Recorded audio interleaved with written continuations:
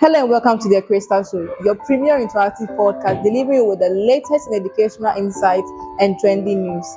Here we explore thought-provoking topics, engage with expert opinions, and keep you informed about the world around you. Stay tuned for enriching discussion and updates that truly matters.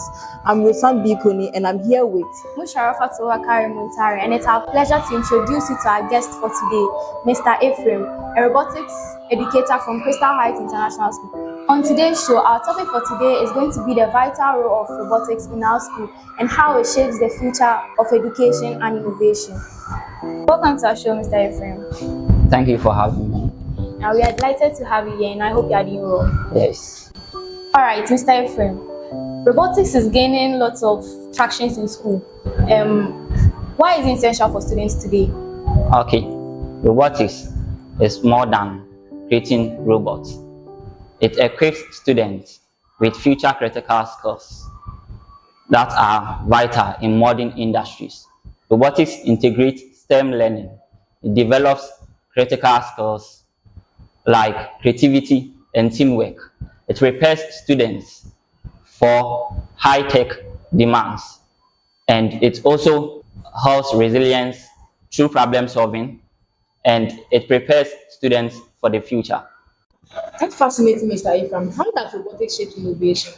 Robotics isn't just a subject, it is a catalyst for transforming education. Introducing robotics in school is more than teaching kids to build machines. Robotics always helps students to think, innovate, and helps them for the future work.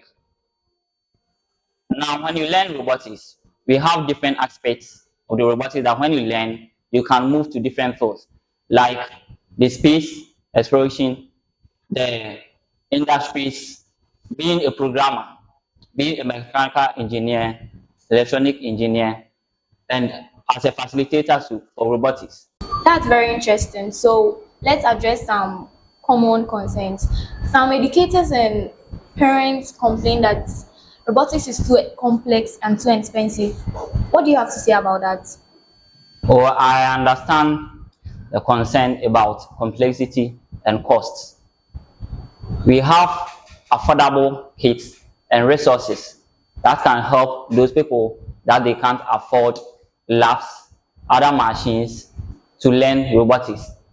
With laptops and those kits, they can learn it in different places, remote areas, without suffering.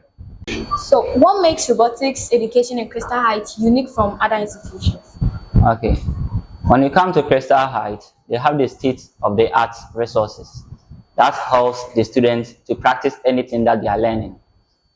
When they learn certain things in mathematics, computing, physics, when they come to the robotics lab, they are able to get access to the tools, the components to do those practicals by transforming the theory into practical section. We have 3D printers, soldering machines, screens, laptops, and different components that help them in learning. And it is very easy for students in Crystal Heights to innovate anything that they want as compared to other schools. That's so good to hear. So at what level do you think is best for a child to get a foundation of robotics? I think at early age, because getting exposure to those things is very good.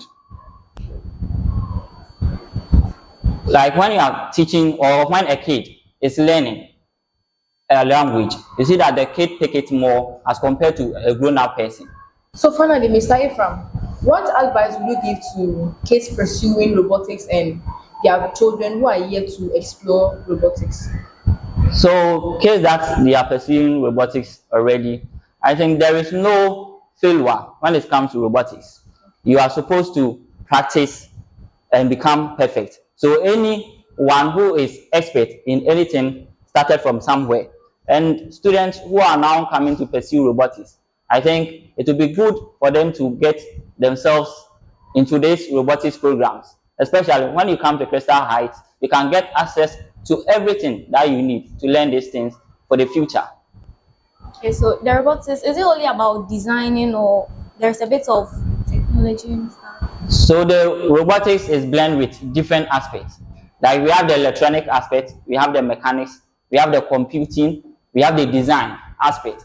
So any form of engineering and technology, when it comes to robotics, you're able to get all those things from it. Thank you so much, Mr. Ephraim, for joining our show. My pleasure.